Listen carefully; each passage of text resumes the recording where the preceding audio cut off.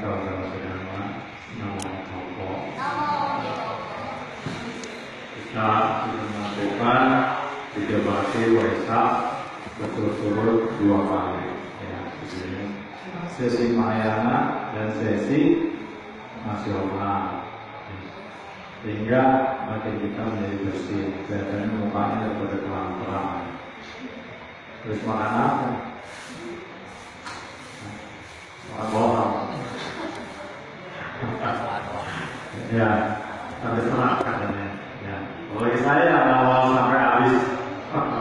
Ya, untuk pengajian berupa saya kawal sampai habis. Karena apa? Supaya Anda mendapatkan berkah yang maksimal. Ya, saya tetap baca di belakang supaya aura Buddha memang ada di situ. Jadi sebenarnya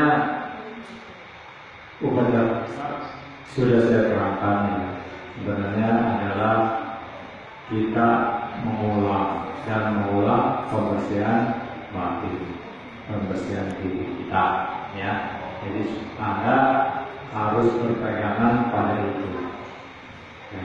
Kenapa kita harus setiap tahun melakukan mandiin cupang terus menerus? Karena dalam setahun kita juga ada debu kotoran ya. Dan kita dalam pengertian ajaran Buddha, kenapa Buddha sampai turun dan berjuang mati-matian ya, dia sebut mati-matian kenapa? Memang beliau sebelum hampir lagi meninggal, dan ketika pertapaan yang terakhir dia makan pertama cuma sesuap nasi, terus berlanjut dikurangi sampai hari terakhir dia cuma makan sebutir nasi. Nah, ketika itu fisiknya sudah berkurang, tapi tekadnya luar biasa. Dia berjuang terus. Karena apa? Karena untuk pembebasan makhluk dari penderitaan ya. Sehingga ketika beliau menemukan pencerahan penerangan sempurna, beliau mengajarkan kepada umat manusia. Dan itu belum tahu orang hidup akan kemana, nggak ada yang tahu. Bahkan ada beberapa aliran pertama bilang hidup ini hanya sebatas kehidupan sekarang. Setelah itu nggak ada kehidupan lagi. Itu ada satu aliran yang mengatakan begitu. Ada lagi yang mengatakan aliran lain lagi, hidup berkelanjutan. Badan dan fisik ini adalah yang mengurung roh sehingga timbul penderitaan. Sehingga aliran itu ini menyiksa diri, melukai tubuhnya sendiri. Pernah dengar Falun Gong? Pernah? Ada yang pernah dengar Falun Gong? Falun Gong? Pernah ya? Ada yang pernah dengar? Ya. Dan itu juga menganut begitu. Sehingga sering umatnya membakar dirinya sendiri. Ya. Dibakar dirinya sendiri. Karena apa? Dianggap tubuh ini menghalangi rohnya supaya mencapai tingkat kesucian.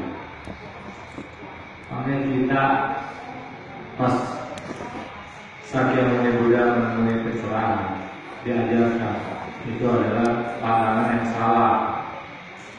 Pandangan itu pandangan salah, tak benar. Maksudnya jangan diikuti. Karena apa? Karena 2 cara itu tidak membawa orang kepada pembebasan. Jadi yang benar adalah harus jalan tengah. Makanya ketika Buddha ingin mencapai pencerahan, ada ketika betapa yang terlalu ekstrim ya, hampir meninggal, sehingga tinggal tulang dan kulit.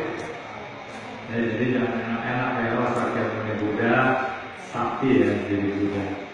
Berjuangnya juga dia hampir kehilangan nyawa, sehingga dengan kulit dan tulang. Ya, ketika dipegang, tulang belakangnya bisa dipegang. Ya, maka itu dia mendengar ada seorang sedang bermain kecapi pas lewat. Dia bilang, senar kita atau senar kecapi kalau kencang dipetik akan putus. Senar kalau terlalu kendor dia suaranya falas. Jadi yang bagus bagaimana? Di tengah-tengah, kencang enggak, kendor enggak. Seperti yang kita jalani sekarang, yang pertama kita umat berumah tangga, pembina diri. Kita jangan terlalu ekstrim, juga jangan terlalu manja. Jadi kita di tengah-tengah aja. Ya. Sampai ke tahap pembinaan yang lebih tinggi. Dari uang ya dari uang. Ya. Gue mau berlatih, tapi enggak cari uang, nanti keluarganya yang susah. Ya, karena kita adalah umat berumah tangga. Kecuali bisu, ya, di arah, membina diri, sampai suatu hari mungkin mencapai di tingkat kesucian. Dan kalau misalnya ada yang melenceng dari garis itu adalah salah dia sendiri, salah biksunya sendiri, bukan salah ajaran agama. Ya, jadi kita jangan terlalu ekstrim juga memandang. Wah, tingkatannya udah suci. Ketika kita dekat, kaget kita. Loh, kok begini ya? Kadang-kadang ada yang begitu, tapi nggak semua. Jadi Buddha berjuang mencari sumber penderitaan. Setelah ketemu, diajarkan kepada semua orang. Ya, termasuk sekarang yang telah belajar. Kita sebenarnya belajar menyiapkan penderitaan. Ya, bukan belajar menjadi dewa. Ya. Sekarang kita belajar mengambil dulu penderitaan kita. Setelah itu baru naik kelas mungkin ya. Kita berlatih ketika kedewaan. Jadi orang yang belum benar, bagaimana menjadi dewa? Ya, jadi orang dulu yang benar. Baru bisa jadi tingkat yang lebih tinggi. Ya, di sini Sakyamuni Buddha yang sedang berjuang untuk mencapai kemalangan sempurna. Jadi kita dicontohkan hidup juga harus berjuang. Ketika kita berjuang 50% kita sudah menang. Lalu tanpa perjuangan apa yang mau kita lakukan? Ketika kita berjuang 50% kita sudah mendapatkan. Tanpa perjuangan hasilnya adalah nol. Harus berjuang.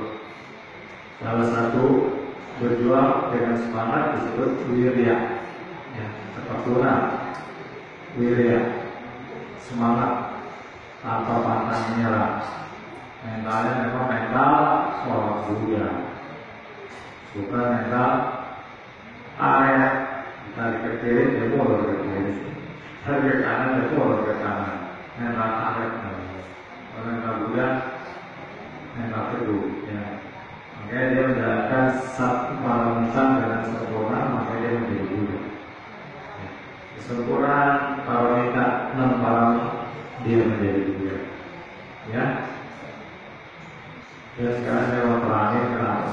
Waktu Waisak pasang lilin di bawah, ada yang tahu? Ya, ini penting. Umat Buddha cuma menangkap itu apa? Pakai bendera ini, pakai baju ini. Pahamnya nggak tahu. Tadi saya susunin lagi ya dari awal.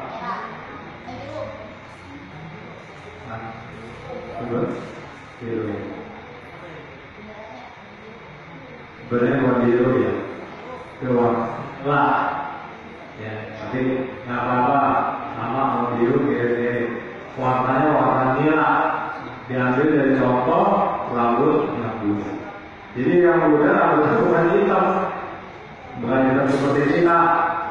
Wah, biru-biruan.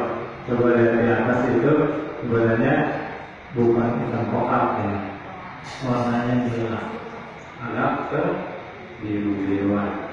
Ya, dijadikan simbol lilin pertama di depan, yaitu rambut Buddha.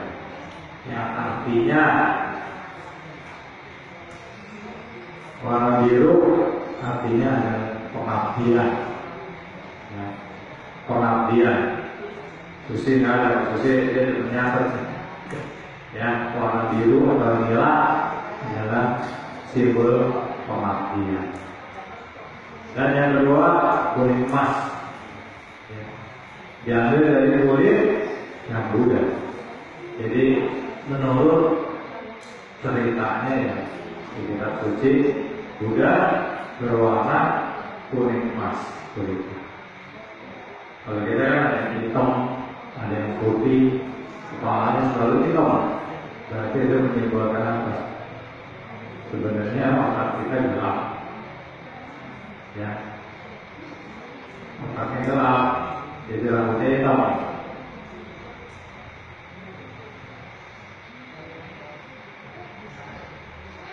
Yang ada yang lain, rambutnya putih dia orang bule ya,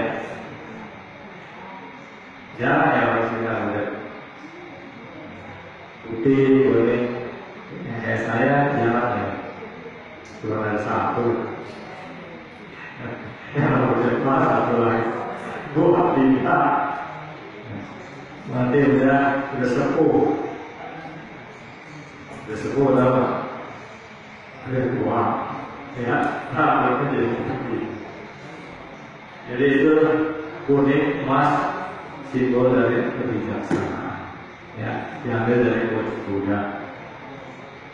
Merah tua, simbol cinta kasih, ya, jarak, ya, Buddha, merah tua, karena beliau pernah terluka dan warnanya merah tua. Itu simbol cinta. Putih, kemudian dan putih simbol kesucian. Itu diumpamakan tulang dan gigi Buddha. Simbolnya kesucian. Yang terakhir warna apa? Yang terakhir warna apa itu? Warna apa? Kuning jeruk. Tadi kuning muda ya. Kuning muda kulit disimpulkan dari kulit kebijaksanaan. Sebenarnya warnanya mesti warna jingga. Jingga, tidak tulis jingga. Itu diambil dari telapak tangan, kaki dan bibir.